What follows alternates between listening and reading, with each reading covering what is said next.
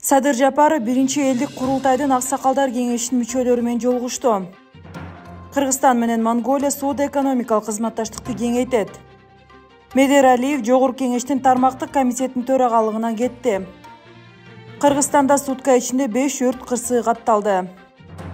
Бишкектен Шарм-эль-Шейхке түз авиакаттам ачылды. Президент Садыр Жапаров биринчи элдик курултайдын аксакалдар кеңешинин мүчөлөрү менен жолугушту. Жолугушууга биринчи элдик курултайды өткөрүү боюнча уюштуруу комитетинин жетекчиси мамлекеттик катчы Сүйүнбек Касманбетов жана президенттин жана министрлер кабинетинин чечимдерин даярдоо боюнча башкармалыгынын начальниги Айбек Жунушалиев катышты. Президент Садыр Жапаров бүгүнкү күндө элдик курултай жөнүндө мыйзам долбоорун андан ары жылдыруу маселеси тургандыгын баса белгиледи. Жолугушуунун жыйынтыгында катышуучулар элдин турмушун жакшыртуу жана мамлекетти өнүктүрүү үчүн өлкөнүн экономикалык потенциалын жогорулатуу зарылчылыгы боюнча бирдиктүү пикирге келишти. Министрлер кабинетинин төрагасы Акылбек Жапаров Японияга болгон жумушчу сапарынын алкагында Монголиянын айыл чарба жана жеңил өнөр жай министри Хаянга Болорчулуун менен жолугушту. Акылбек Жапаров Кыргызстан менен Монголиянын ортосундагы соода-экономикалык жана маданий-гуманитардык кызматташтыкты кеңейтүү зарылчылыгын белгиледи. Жолугушуунун жыйынтыгында тараптар соода-экономикалык жана маданий-гуманитардык чөйрөлөрдө эки тараптуу байланыштарды кеңейтүүгө жана арттырууга багытталган бир катар маселелерди иштеп чыгуу тууралуу макулдашты.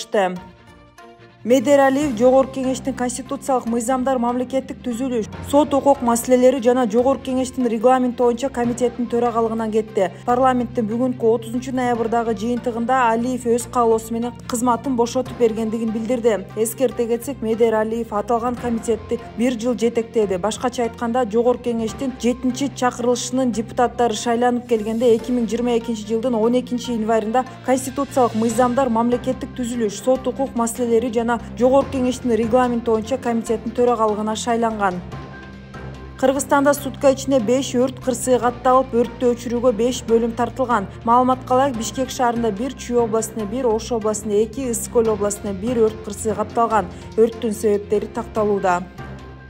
Египеттин Red Sea Airlines авиакомпаниясы Шарм-эль-Шейх Бишкек Шарм-эль-Шейх багыты боюнча чартердик каттамдарды аткара баштады. Маалыматка ылайык, жүргүнчүлөрдү Boeing 737-800 учактары 2022 жылдын 30 октябрынан тарта тейлеп келишет. Айтылган убакыттан бери Шарм-эль-Шейхке 3 чартердик каттам аткарылып, 4-сү кечээ 29 ноябрда аткарылды. Шарм-эль-Шейх Бишкек Шарм-эль-Шейх багыты тууралуу бардык суроолор боюнча авиакомпания менен түз байланышуу сунушталат.